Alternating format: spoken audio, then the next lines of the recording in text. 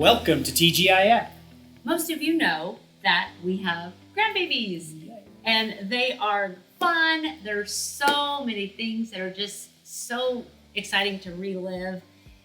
But we also have realized that we have to remember the things that are important when it comes to safety in the house. Like we now have the locks on the cabinets, the plugs on the outlets, and now they're getting tall enough to reach the door handle. So you know what we're gonna have to do there. But we know that it's our job to keep them safe. So if we're going to do that, we have to have a plan for. Takes us to the word of the day, which is prevention.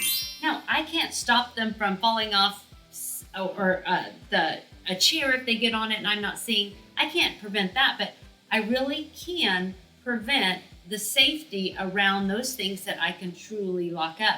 I wish we could prevent a lot of things in life, but it doesn't always work that way. It doesn't always work that way. In our book of Ecclesiastes, we are learning a lot about the good days and the bad days. And so we're looking now at chapter 7, verses 10 through 14. Don't long for the good old days. This is not wise. Wisdom is even better when you have money. Both are a benefit as you go through life. Wisdom and money can get you almost anything, but only wisdom can save your life. Accept the way God does things, for who can straighten what he has made crooked? Enjoy prosperity while you can, but when hard times strike, realize that both come from God. Remember that nothing is certain in this life. And I think that's setting us up for better understanding of what it means to trust God each and every day. But John Wesley concluded that we have no security. We ultimately have no security other than the grace of God.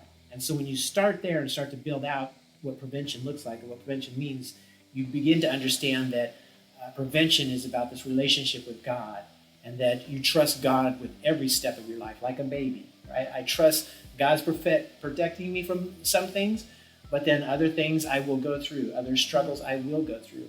And so one of the things we hear said is that seize the day. That was kind of an old quote from the day, but seize the day, good or bad, and know God made both. And that's what Ecclesiastes is reminding us of. And so often we say, oh, well, the good old days, right? I mean, we fall into that trap about the good old days. And the reality is the good old days have bad days too.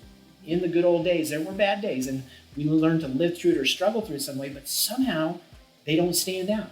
We just remember the good old days. And so I think one of the ways to prevent us to falling into the trap that either God has left us or abandoned us, or where's grace gone? Because back in the good old days, he was there. I don't know where he is now. That's a terrible trap. And so we want to prevent ourselves from that. And so one of the prevention measures is saying, we don't reflect on the good old days as like there was never a bad day. Because there was. The reality is there definitely was. And so wisdom, like I puts the wisdom and money together to understand. So same themes that we had from the first 6 chapters, the themes of folly and wisdom and how they interact. But there's 2 questions that set us up for what's coming for the rest of the book. And that is, who knows and who can tell? Those 2 set us up for, from a human understanding. What's the answer from a human perspective? No human knows those things. Who knows what happens in the future? Who knows what happens after death?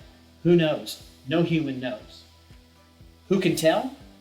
Again, what human can tell what's going to happen in the future? Now we have people that will predict the future and say what the future is going to happen, but the reality is no human knows. It comes down to that thing again. Solomon is reminding us that only God knows. Mm-hmm. And he was testing, in this testing, every human access to find the meaning under the sun. I mean, how many times did we hear that in these first chapter? What is life under the sun? What does any of this mean? Is it all meaningless? But I think it goes back to that. We're always trying to figure things out. The mystery of God is just that, a mystery. Now, we are called to know him more, to read his word, to work to that perfection that we will not be on this side of eternity. But at the same time, we can't try to be God. And we said it before. Probably one of the best things Solomon's ever said was when he asked God for wisdom. And I think that is a daily thing, a daily engagement, a daily connection in our life that will help prevent some of the things and the places that we will end up in and the way we'll respond to things. Like just asking, Lord, give me wisdom.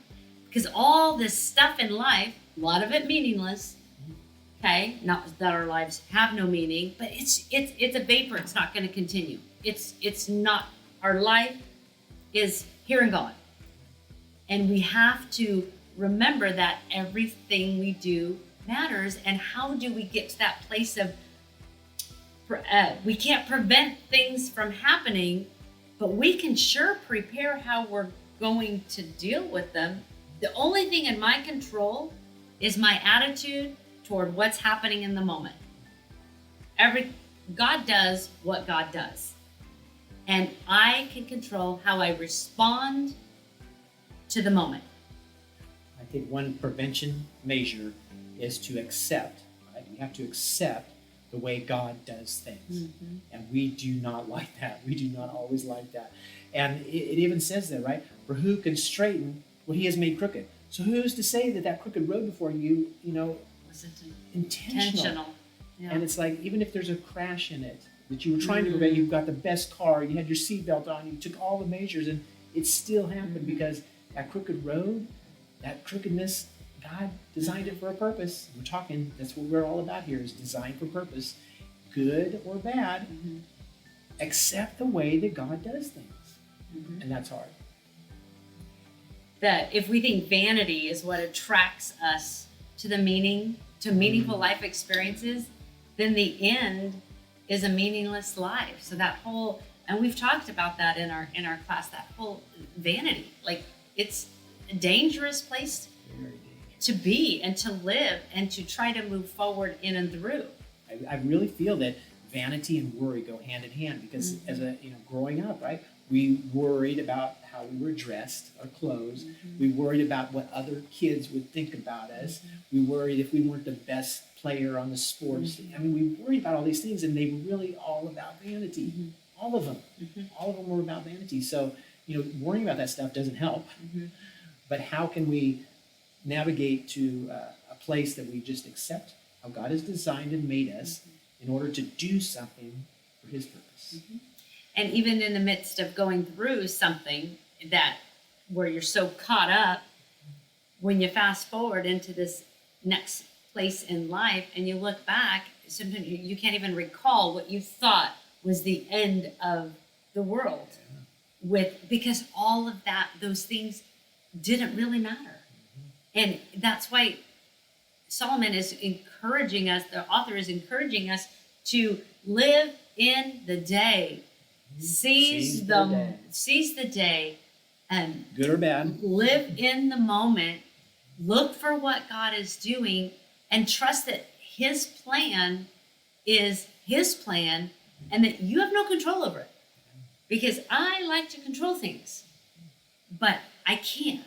And so I just have to remember I can control how I respond to anything that happens in my day.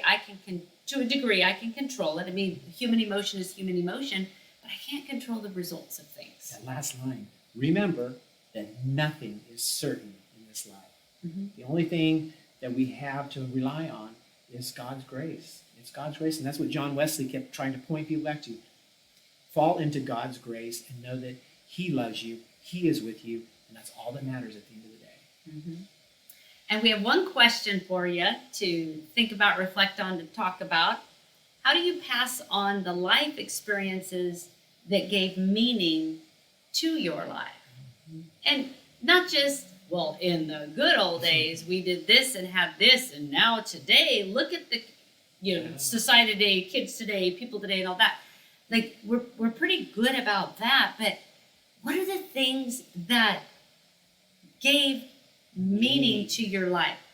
Those are the things that we want to not relive, right? Because we're supposed to live in the moment, but how do we pass it on to the next generation to help them with just perspective? Yeah. And understanding how God's grace works through everything. Because I can think I'm in the worst situation of my life ever. We've all been in those places, but there's a perspective that somebody else has because they went through it too.